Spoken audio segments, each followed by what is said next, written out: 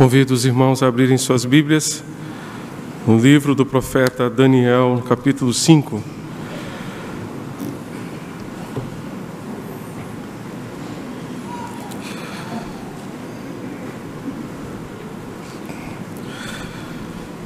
Livro do profeta Daniel, capítulo 5, a partir do verso 1.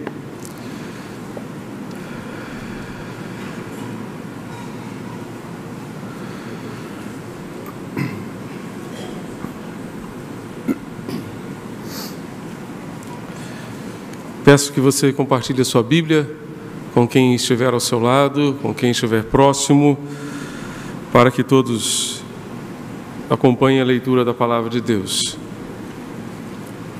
Daniel, capítulo 5, a partir do verso 1.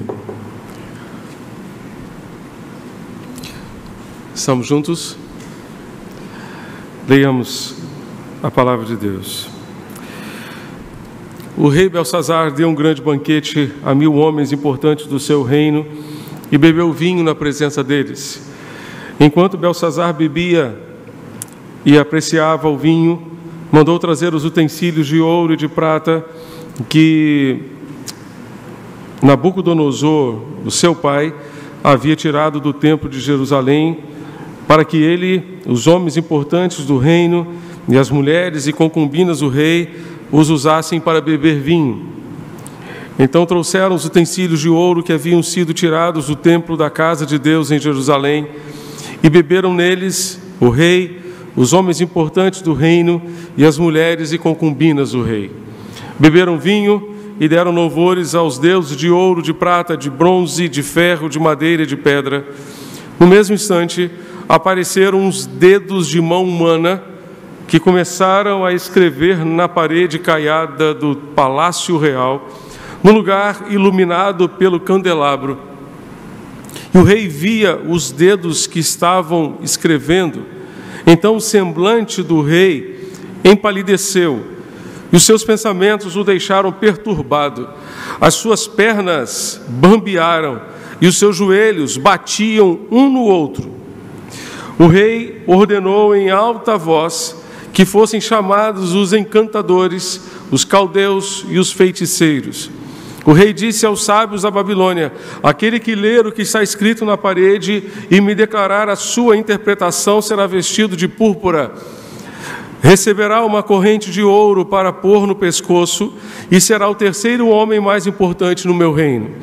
Então entraram todos os sábios do rei, mas não puderam ler o que estava escrito na parede, nem revelar ao rei a sua interpretação. Com isto, o rei Belsazar ficou muito perturbado, e o seu semblante se tornou cada vez mais pálido. Os homens importantes do reino estavam perplexos.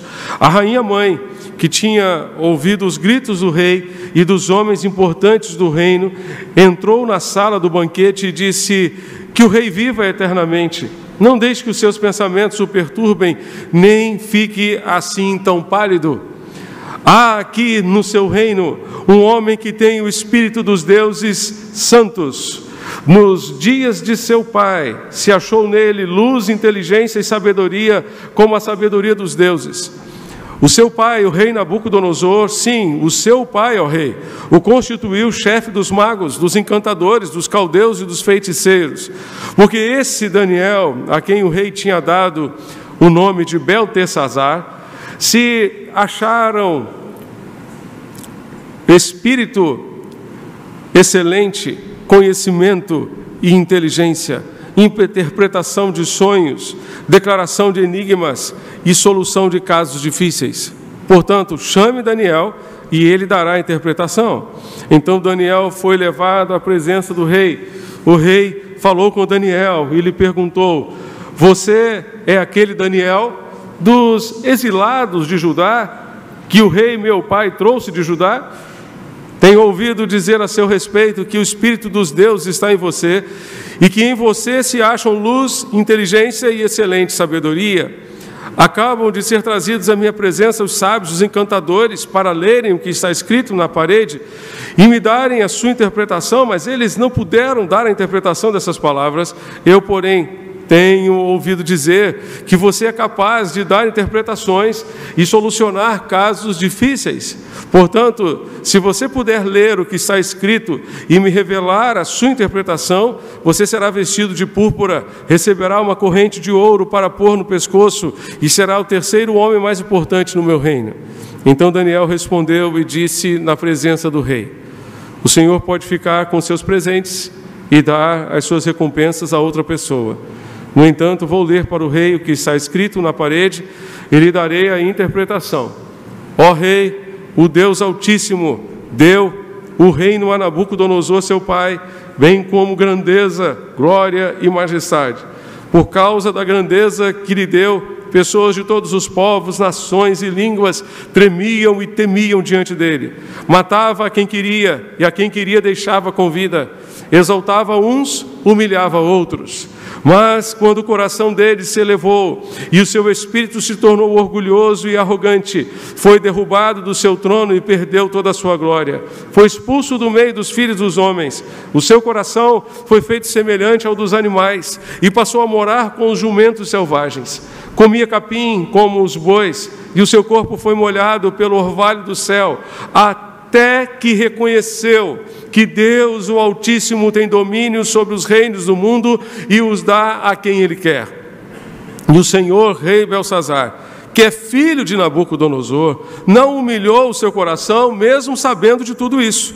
Pelo contrário, se levantou contra o Senhor do céu, mandou trazer os utensílios do templo dele, para que o Senhor, ó rei, as suas mulheres concubinas, juntamente com os homens importantes do reino, bebessem vinho neles. Além disso, o Senhor deu louvores aos deuses de prata, de ouro, de bronze, de ferro, de madeira e de pedra, que não veem, não ouvem, não sabem nada, mas o Senhor não deu glória a Deus, em cuja mão estão a sua vida e todos os seus caminhos. É por isso que ele enviou aquela mão que escreveu na parede. E o que está escrito é isto: Mene, Mene, Tekel e Parsim. Esta é a interpretação daquilo. Mene, Deus contou os dias do seu reinado, ó rei, e pôs um fim nele. Tekel, você foi pesado na balança e achado em falta. Pérez, seu reino foi dividido e entregue aos medos e aos persas.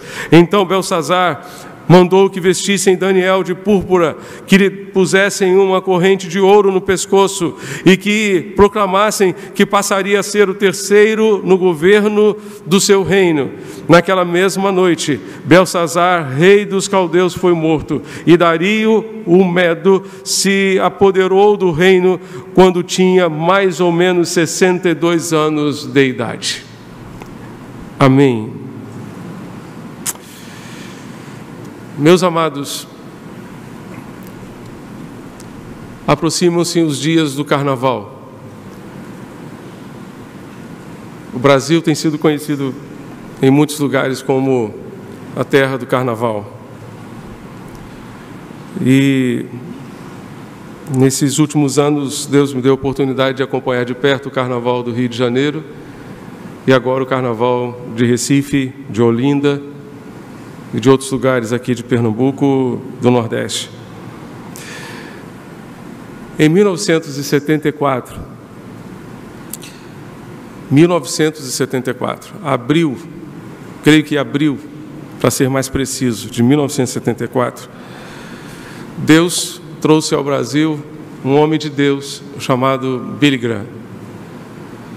Billy Graham realizou uma cruzada evangelística no Maracanã, no estádio do Maracanã, no Rio de Janeiro.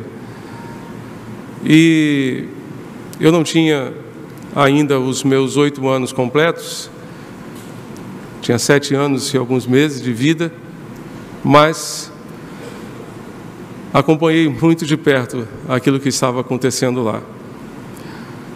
Participamos daquela cruzada evangelística em muitos momentos.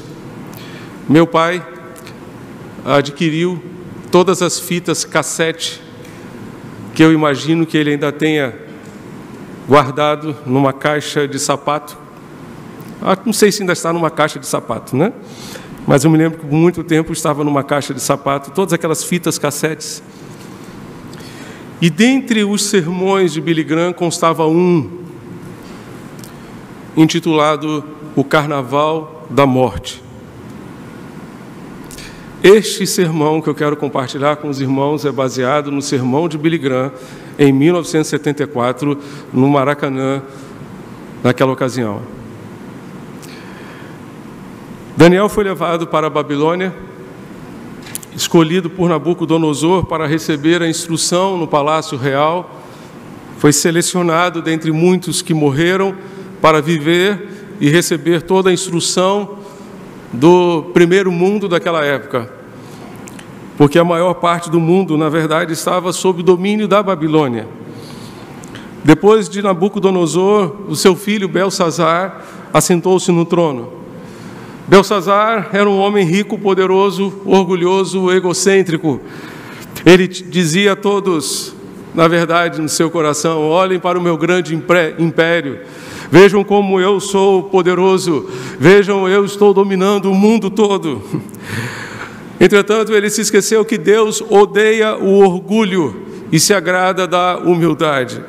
A palavra do Senhor nos diz: eu lhes digo que este homem e não o outro foi para casa justificado diante de Deus, pois quem se exalta será humilhado e quem se humilha será exaltado. Jesus disse isso depois de contar a história, contar a parábola do fariseu e do publicano. Os dois foram ao templo, os dois assistiram ao culto, os dois prestaram culto a Deus, os dois participaram da adoração, mas um foi para casa justificado e o outro não foi justificado diante de Deus. O fariseu dizia consigo mesmo: graças te dou, ó Deus, porque não sou como este publicano. Já o publicano dizia: tem misericórdia de mim, ó Deus, porque sou pecador. E Jesus disse que o publicano, sim, foi justificado, mas o fariseu, na sua arrogância, não foi justificado diante de Deus. Tiago vai nos dizer que Ele, o Senhor nosso Deus, nos concede graça maior. Por isso a Escritura diz que Deus se opõe aos orgulhosos, mas concede graça aos humildes. Meus irmãos, essa palavra é muito importante para nós. Deus se opõe aos orgulhosos, concede, entretanto, graça aos humildes. Isso significa que nós precisamos fazer uma escolha: se nós queremos a graça ou a oposição de Deus, se nós queremos o favor de Deus ou se nós queremos a oposição de Deus. Deus se opõe aos orgulhosos, Deus se opõe aos arrogantes. Queremos a oposição de Deus? Se nós não queremos a oposição, tratemos de nos quebrantar, de nos humilhar na presença do Senhor nosso Deus. E essa arrogância, esse orgulho, muitas vezes nos domina de muitas formas, de muitas maneiras. E Deus precisa nos tratar. Lembro-me de um congresso de pastores, que o saudoso Mauro Israel Moreira, pastor por 30 anos da Primeira Igreja Batista de São Gonçalo, uma cidade próxima de Niterói, um homem de Deus que já está com o Senhor Jesus. Certa vez ele contou que nos seus dias de seminário, ele andava por tudo quanto é lado, cheio de livros nas mãos, e todas as pessoas olhavam para ele: lá vai um grande estudante, lá vai um grande intelectual, lá vai um futuro teólogo e tal, né? Um belo dia, descendo o prédio de teologia, as escadas do prédio de teologia, ele tropeçou, foi livro para tudo quanto é lado que estava na sua mão, e ele caiu sentado naquela escada, e ali ele ouviu uma vozinha no seu ouvido lhe dizer: ou tu te quebrantas ou eu te arrebento.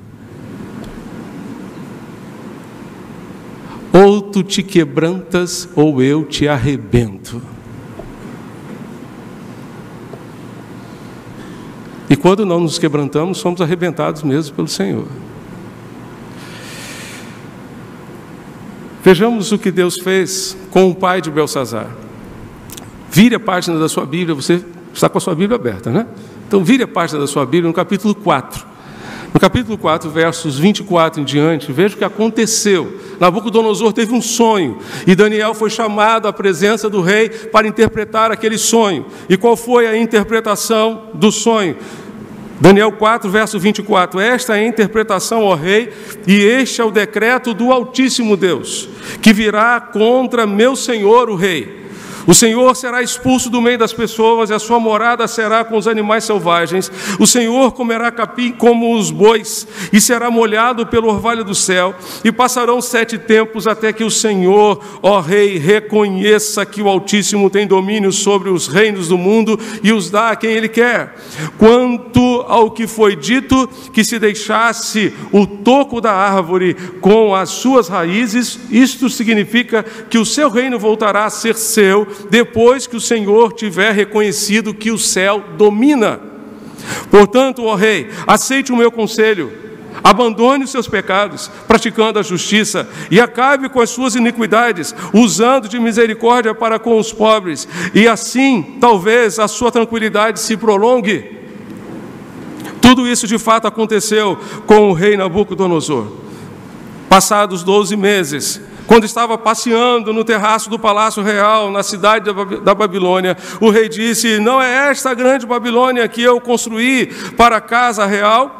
Com o meu grandioso poder e para a glória da minha majestade? Enquanto o rei ainda falava, veio uma voz do céu que disse: a você, rei Nabucodonosor, se anuncia o seguinte: este reino lhe foi tirado. Você será expulso do meio das pessoas, a sua morada será com os animais selvagens. Você comerá capim como os bois, e passarão 7 tempos até que você reconheça que o Altíssimo tem domínio sobre os reinos do mundo e os dá a quem Ele quer. No mesmo instante se cumpriu a palavra sobre Nabucodonosor. Ele foi expulso do meio das pessoas e começou a comer capim como os bois. O seu corpo foi molhado pelo orvalho do céu, até que lhe cresceram os cabelos como as penas das águias e as suas unhas como as garras das aves. Mas ao fim daqueles dias, eu, Nabucodonosor, levantei os olhos ao céu e recuperei o entendimento. Então eu bendisse o Altíssimo e louvei e glorifiquei aquele que vive para sempre.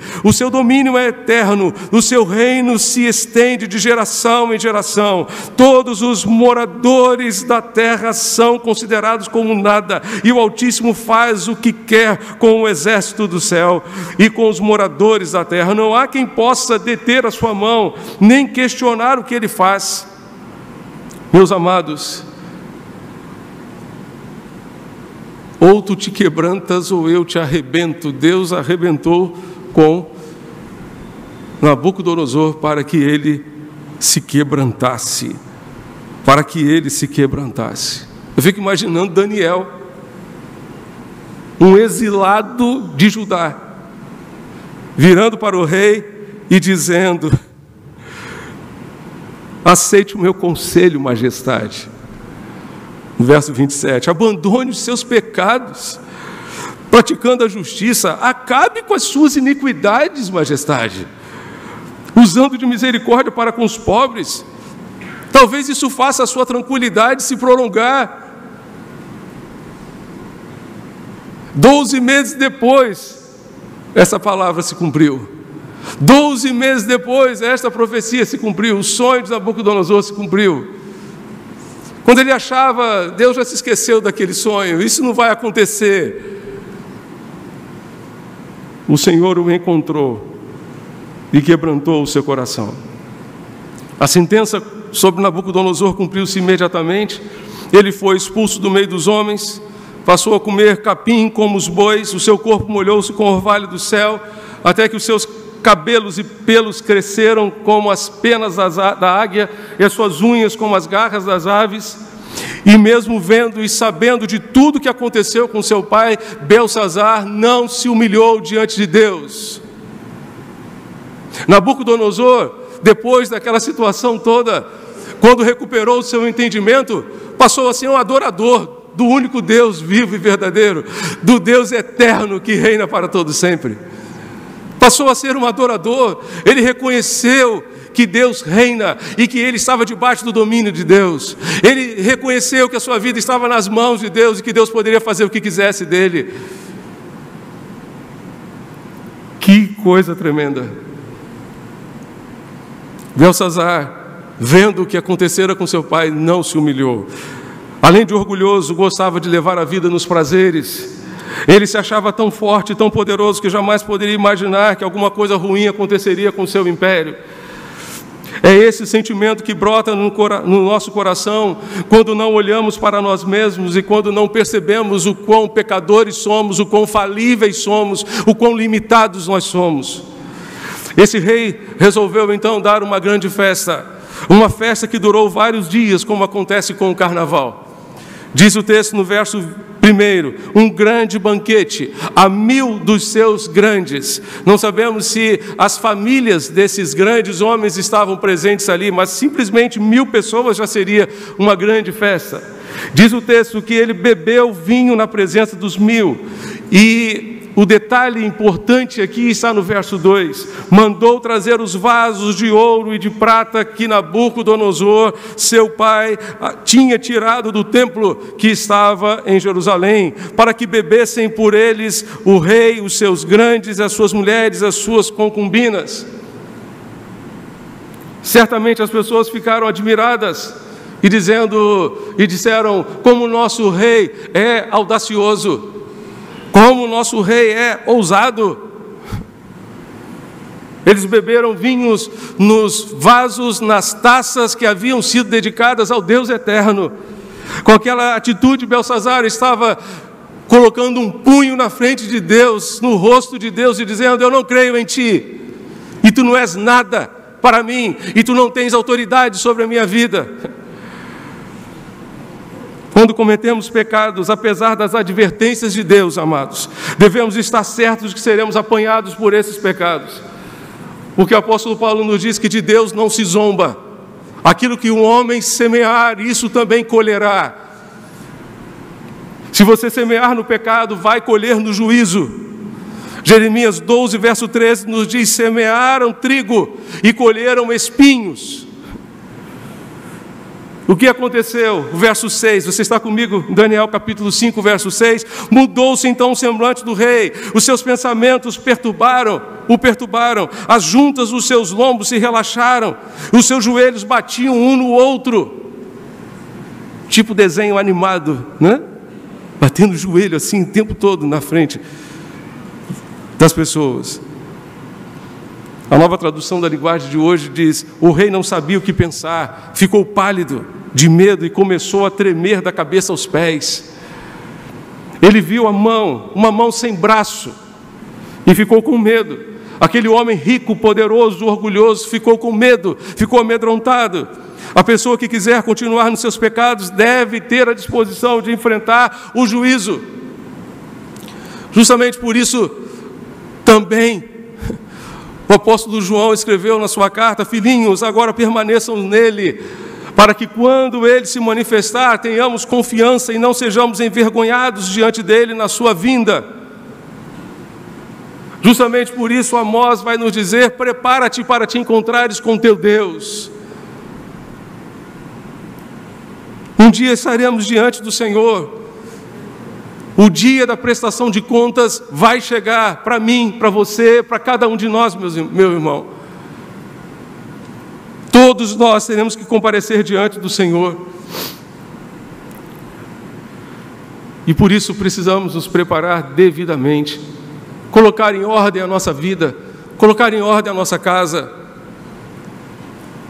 O pastor Isaías foi visitar o rei que estava doente, morrendo. E aquele pastor, na sua visita a um enfermo, ao invés de confortar o rei, disse: aproveite o restante dos seus dias para colocar a sua casa em ordem, porque você vai morrer. Coloque a sua casa em ordem, coloque a sua vida em ordem, coloque a sua agenda em ordem, coloque a sua vida em ordem, a sua família em ordem, porque você vai morrer, todos nós. Essa palavra é para mim, para você, para cada um de nós. O rei tentou ler aquelas palavras que estavam na parede, mas não conseguiu. Mandou chamar os intelectuais, mandou chamar os mágicos, os astrônomos, os encantadores, os adivinhadores, mas ninguém pôde ler o que estava escrito naquela parede.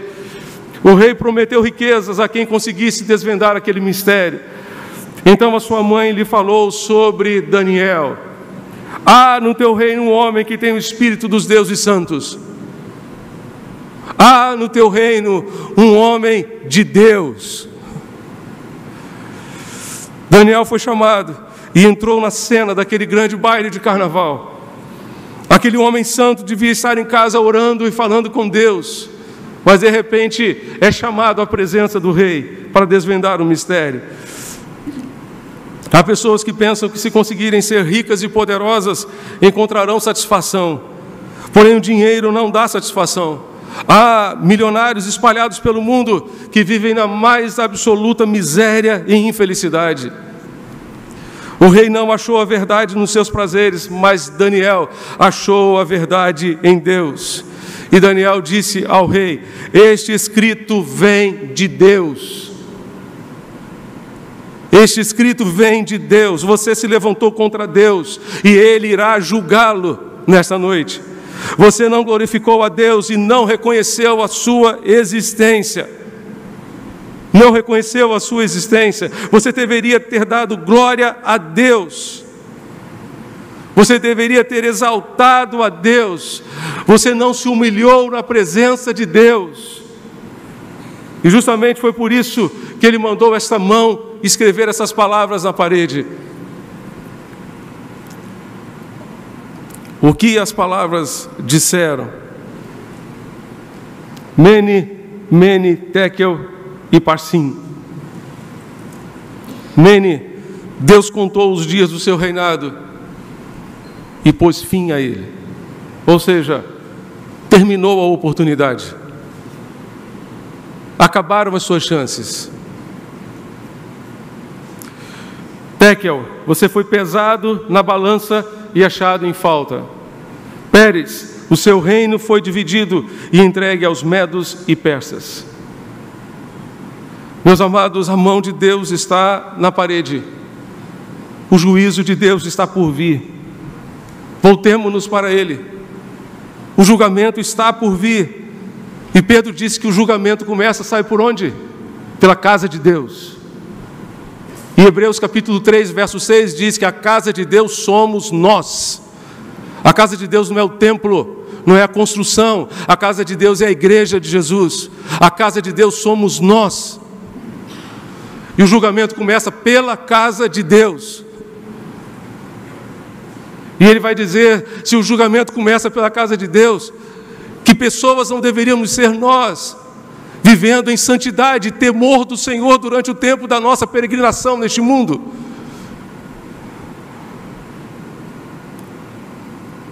Por isso o profeta Isaías nos diz: busquem ao Senhor enquanto Ele pode ser encontrado. Invoquem-no enquanto Ele está perto.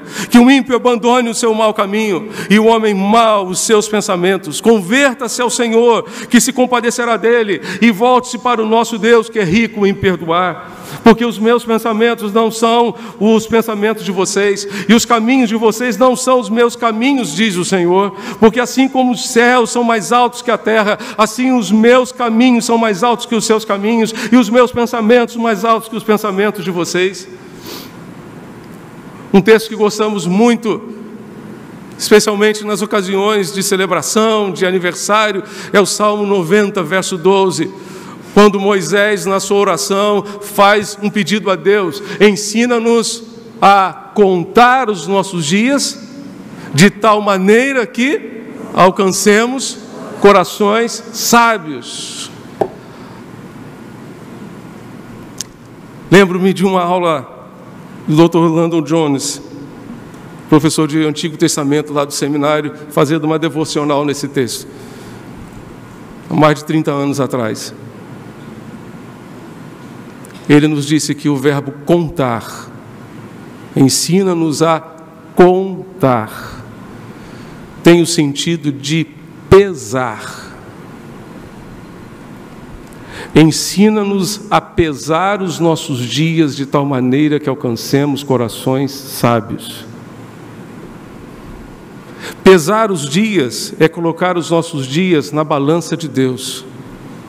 Pesar os nossos dias é permitir que Deus avalie a maneira pela qual nós estamos gastando os nossos dias. A maneira pela qual nós pretendemos gastar o restante dos nossos dias. Ensina-nos a pesar os nossos dias, ensina-nos a avaliar os nossos dias. Ensina-nos a colocar os nossos dias na tua balança, Deus, não na nossa. Não na balança da nossa consciência, da nossa conveniência, mas na balança da tua palavra. Deus nos pesa. E Billy Graham disse naquele dia que Deus nos pesa pelo menos em 3 circunstâncias. Ele nos pesa, Ele nos coloca na balança. Ele nos pesa primeiramente pela lei dos 10 mandamentos. A lei moral de Deus. Nenhum homem no mundo conseguiu cumprir a lei senão Jesus Cristo. O propósito da lei é simplesmente mostrar o pecado, é mostrar ao ser humano a sua incapacidade de cumpri-la. A lei serve como um espelho que mostra o nosso rosto quando está limpo ou está sujo, precisando ser lavado. A lei é um instrumento de Deus para nos conduzir a Cristo. Por isso Paulo, escrevendo aos Gálatas, afirmou no capítulo 3, verso 24, de maneira que a lei nos serviu de aio para nos conduzir a Cristo, a fim de que fôssemos justificados por fé e não pelas obras da lei. A palavra aio, a lei nos serviu de aio, no grego é a palavra pedagogos. O pedagogo era o escravo encarregado da instrução dos filhos da família. Era o escravo que levava as crianças para a escola. Era o escravo que conduzia os filhos à escola, que ajudava os filhos nos deveres escolares. Então a lei nos serviu de pedagogo, a lei nos serviu de ensino para nos conduzir a Cristo, para nos ensinar que sem Jesus nós não conseguimos viver, que somente por Jesus nós podemos ser salvos.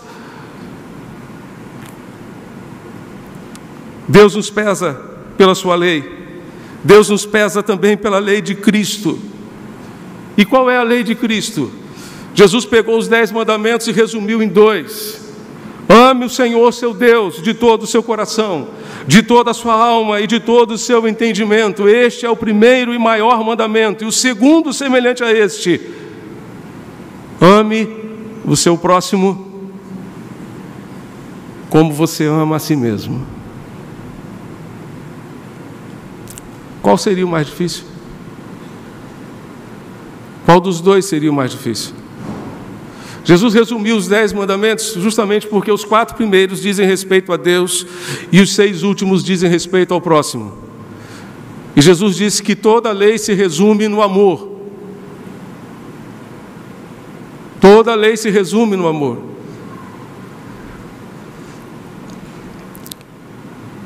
Recentemente, no sábado da outra semana, eu estava compartilhando com o grupo Somos Um aqui uma frase que recebi recentemente que diz que é mais fácil ser ortodoxo do que ser amoroso. É mais fácil ser ortodoxo do que ser amoroso.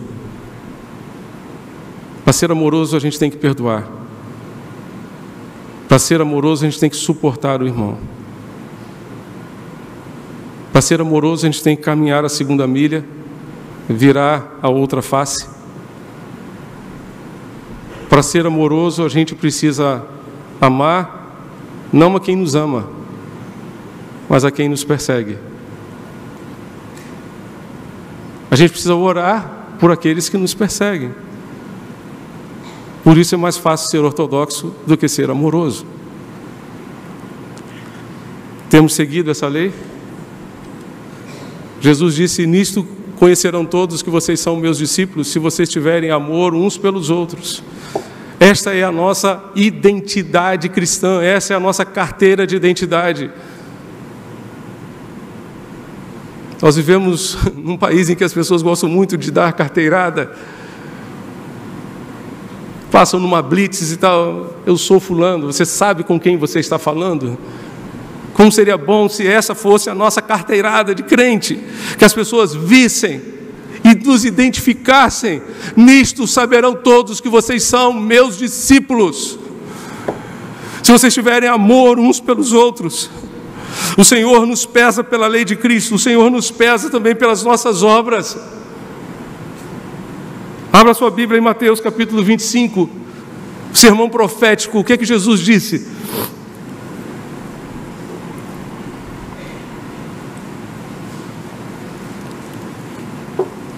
Mateus 25, 41 a 46. Então ele dirá aos que estiverem à sua esquerda: malditos, apartem-se de mim para o fogo eterno, preparado para o diabo e seus anjos. Pois eu tive fome e vocês não me deram de comer, tive sede e nada me deram para beber, fui estrangeiro e vocês não me acolheram, necessitei de roupas e vocês não me vestiram, estive enfermo e preso e vocês não me visitaram. Eles também responderão: Senhor, quando te vimos com fome, ou com sede, ou estrangeiro, ou necessitado de roupas, ou enfermo, ou preso, e não te ajudamos? Ele responderá: digo-lhes a verdade, o que vocês deixaram de fazer alguns desses mais pequeninos, também a mim deixaram de fazê-lo. E estes irão para o castigo eterno, mas os justos para a vida eterna. Deus conhece a nossa vida por inteiro. Deus conhece a nossa vida por inteiro.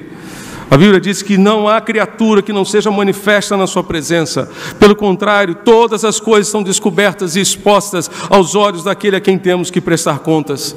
Ele conhece os seus pecados, Ele conhece os seus pensamentos mais ocultos e secretos. Tudo está registrado no computador celestial. Ele conhece não apenas a sua aparente santidade dominical, mas conhece também a maneira pela qual você vive durante a semana, dentro de casa, no seu ambiente de trabalho, em todos os lugares da sua vida.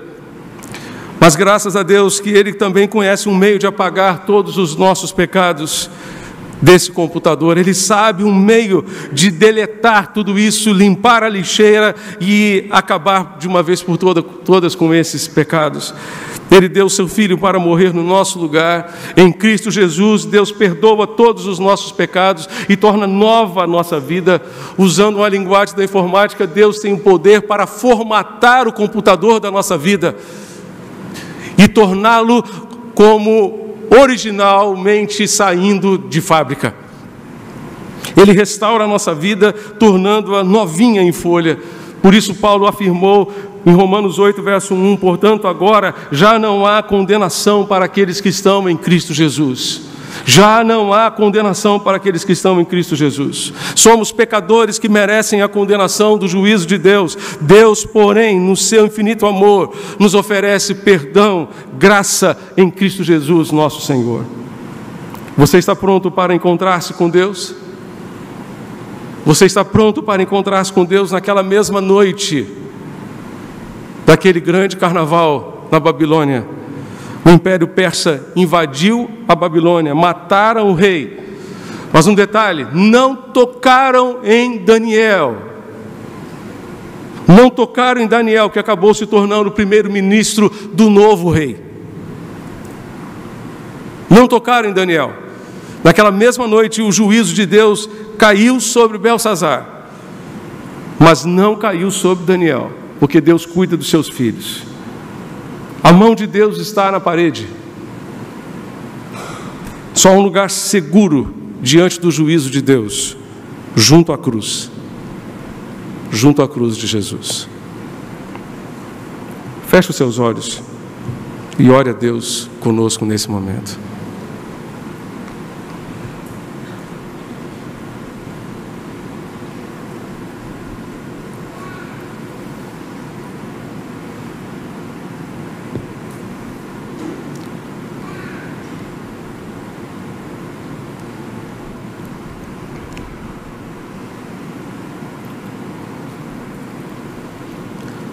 O juízo começa pela casa de Deus. Estamos prontos? Preparados? Para olhar no rosto do Cordeiro.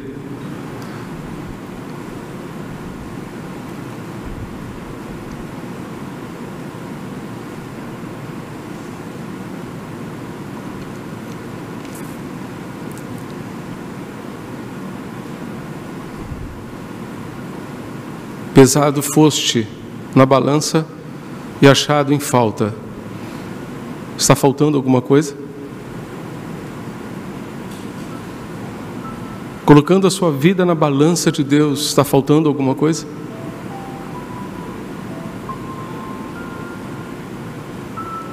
Falta consertar alguma coisa? Falta resolver alguma coisa? Pesado foste na balança e achado em falta. O que está faltando? Precisa ser consertado hoje, agora. Está faltando abandonar algum pecado? Confesse-o agora em nome de Jesus e abandone-o.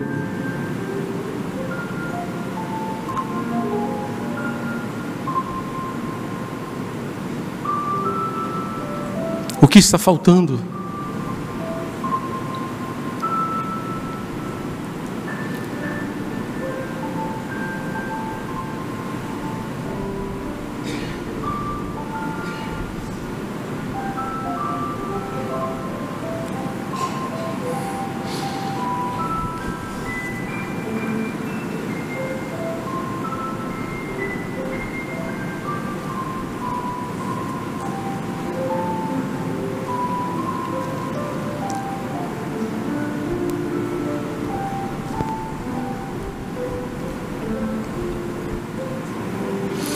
Eu quero ser, Senhor amado, como um vaso nas mãos do oleiro, quebra minha vida e faz-a de novo. Eu quero ser, eu quero ser um vaso novo, como tu queres, Senhor amado. Tu és oleiro e eu vaso, quebra minha vida e faça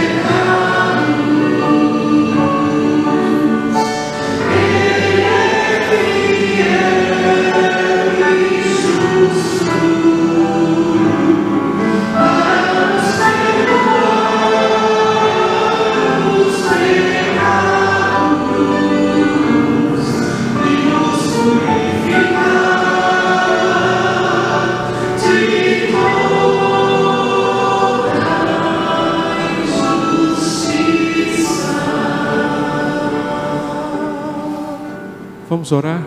Feche seus olhos.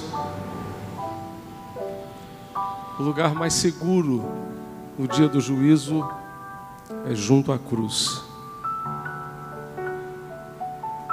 Ao pé da cruz.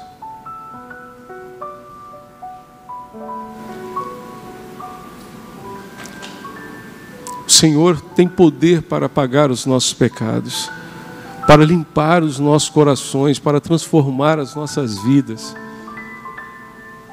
por meio daquilo que Ele fez ali na cruz, levando sobre si os meus e os seus pecados, garantindo a minha e a sua salvação. Você deseja arrepender-se dos seus pecados e confiar em Jesus como seu único e suficiente Salvador? Você deseja entregar a sua vida a Ele, confiando nele como seu Salvador e seu Senhor? Enquanto a igreja está em oração, se você deseja tomar esta decisão nesta manhã, nós gostaríamos de convidar você a manifestar esse desejo, levantando uma de suas mãos, dizendo a Deus: Deus, eu te quero em minha vida. Eu me arrependo dos meus pecados, entrego a minha vida a Ti, como meu único e suficiente Salvador. Esse é o desejo do seu coração. Você quer entregar a sua vida a Jesus? Aqui embaixo, na galeria, levante a sua mão bem alto. Nós queremos orar por você, queremos interceder a Deus pela sua vida. Você está afastado desta igreja ou de uma outra igreja e quer se reconciliar com Jesus, quer voltar aos caminhos do Senhor nesta manhã. Em nome de Jesus, levante a sua mão, nós queremos orar por você também. Amém. Deus abençoe. Amém. Mais alguém deseja? Pode levantar bem alto sua mão, nós queremos orar por você. Deus abençoe lá atrás, aqui à minha direita. Deus o abençoe também, graças a Deus. Mais alguém deseja? Deus abençoe. Aqui, graças a Deus. Mais alguém deseja? Levante a sua mão bem alto, nós queremos orar por você. Deus abençoe lá atrás, querida. Amém. Deus abençoe, querida. Amém. Graças a Deus. Mais alguém deseja? Levante a sua mão bem alto, nós queremos orar em seu favor. Amém. Mais alguém deseja? Levante a sua mão. Na galeria, alguém pode levantar a sua mão, nós queremos orar por você.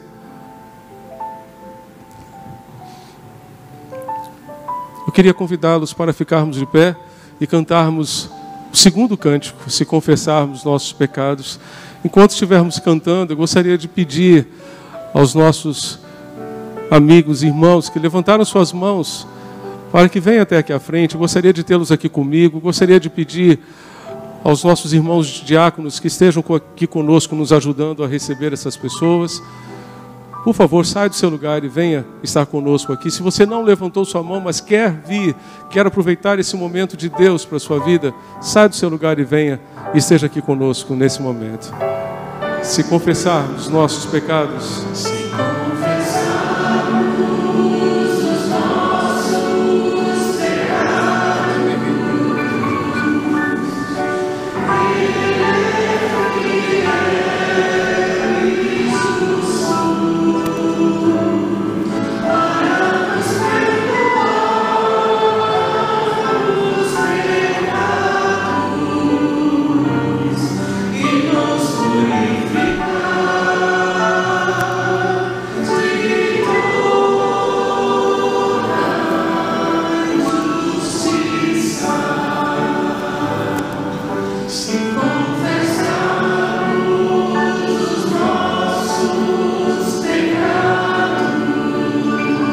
mais alguém?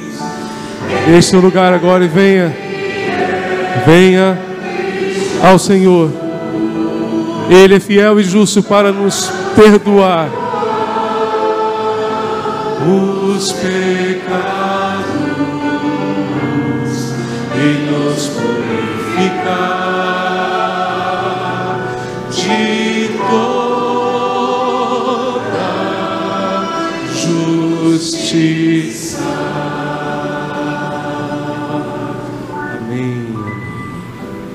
Vamos orar? Se você puder se ajoelhar no seu lugar, eu quero convidar você para estar de joelho comigo. Se você não puder, pode permanecer de pé, pode se assentar. Vamos orar ao Senhor. Deus bendito, Deus de amor, muito obrigado, Senhor. Muito obrigado, ó Deus, por este momento tão precioso e tão sublime. Queremos te pedir por cada pessoa que levantou sua mão, cada pessoa, Pai, que está aqui à frente, tomando uma decisão, a decisão de entregar a sua vida a Jesus, a decisão de se reconciliar com Jesus. Deus bendito, toma em tuas mãos e sela essas decisões em seus corações. E faz, ó Deus, uma grande obra, Senhor, em suas vidas, no nosso meio, para a glória do teu santo nome. Muito obrigado, ó Deus, por este momento sublime.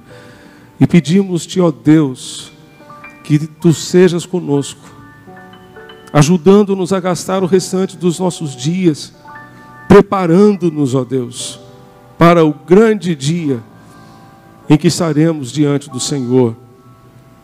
Dia de prestação de contas, dia de juízo, dia em que estaremos diante do Senhor, louvando o teu nome, porque nenhuma condenação há para aqueles que estão em Cristo Jesus.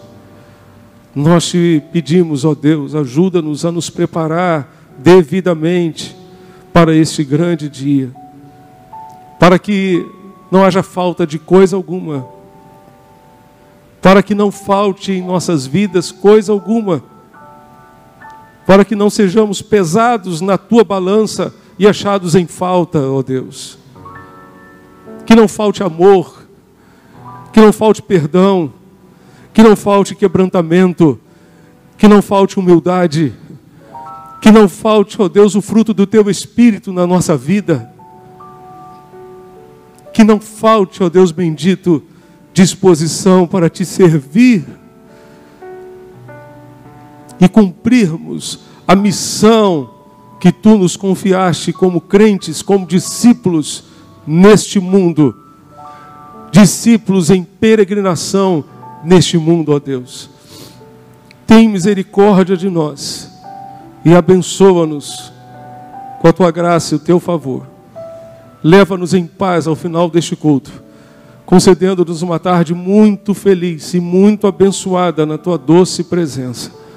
E que juntos, pela tua graça, estejamos hoje à noite, mais uma vez, adorando o teu nome e refletindo, meditando na tua palavra.